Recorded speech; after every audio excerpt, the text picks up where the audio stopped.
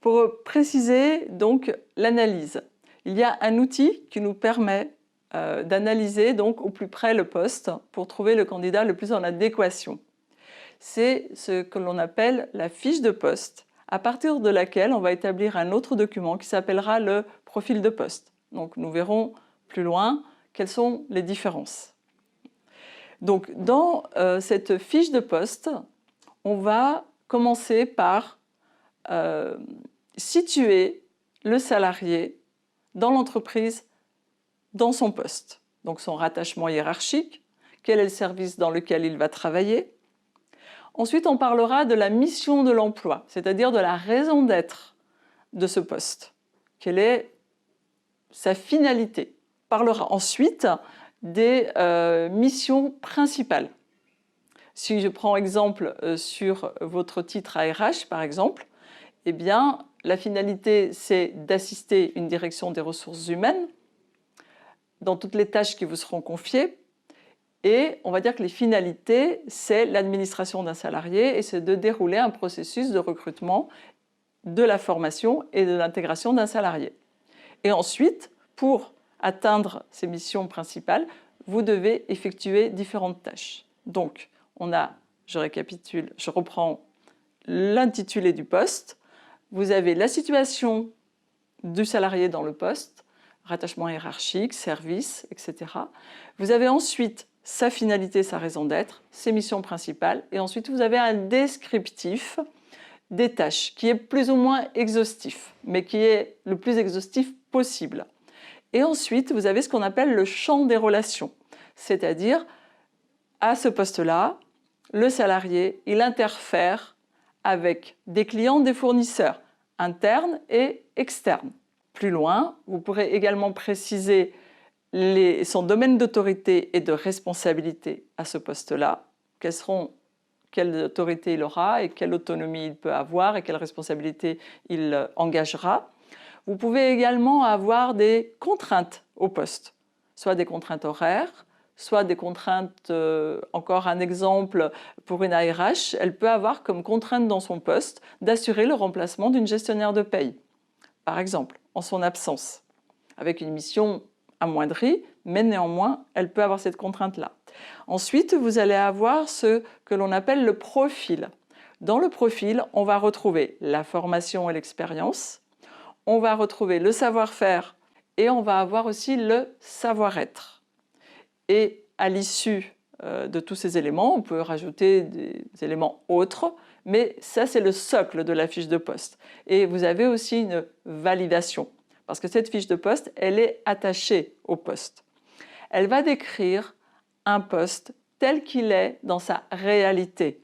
Donc, quand vous rédigez une fiche de poste, il ne faut pas que vous soyez dans ce que vous voudriez de manière idéale pour ce poste-là. Mais vraiment, vous allez enquêter, recueillir des informations auprès des personnes qui occupent ces postes-là ou auprès du manager si c'est une création de poste pour avoir vraiment la vision réelle de ce qu'est une fiche de poste.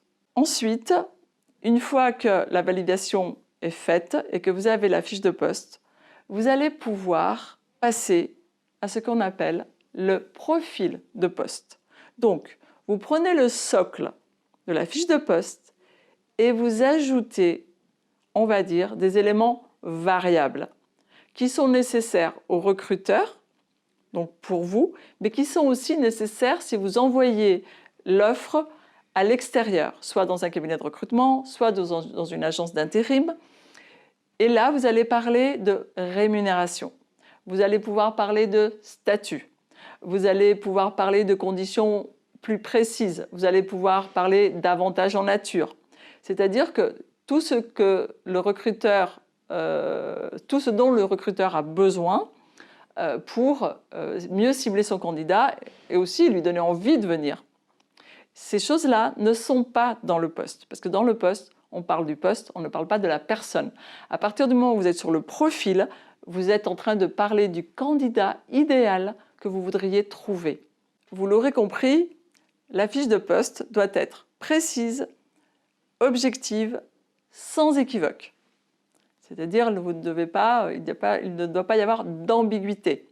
Vous devez utiliser un vocabulaire précis qui est compréhensible de tous. Donc, on évite tous les jargons professionnels, d'accord? Parce que le profil de poste, eh bien, il va partir à l'extérieur, pas la fiche de poste, mais le profil, oui. Donc, comme il est issu de la fiche de poste, dès le départ, vous êtes sur quelque chose d'assez simple. Pas d'ambiguïté, c'est-à-dire qu'on ne se pose pas la question de dire « Ah, est-ce que ça veut bien dire ça ou pas ça ?» Donc on va éviter certaines formulations comme « assume la responsabilité de ».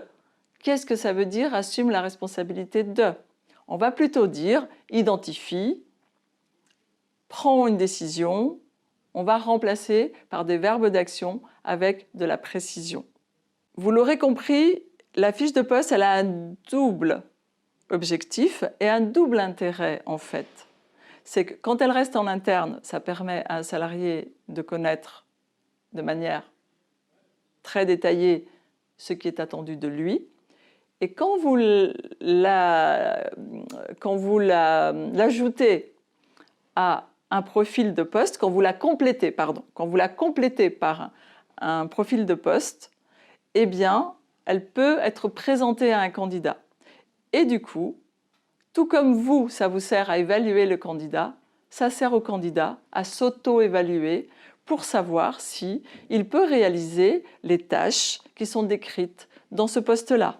Et éviter ici toute perte de temps à l'entreprise et aussi pour le candidat lui-même. Donc nous avons vu précédemment donc, la rédaction d'une fiche de poste et d'un profil de poste.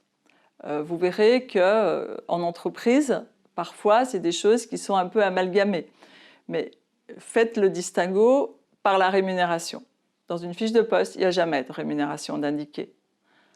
Par contre, dans une fiche de profil, vous pouvez mettre des conditions d'embauche, des conditions de travail et une rémunération. Ça vous permettra de différencier.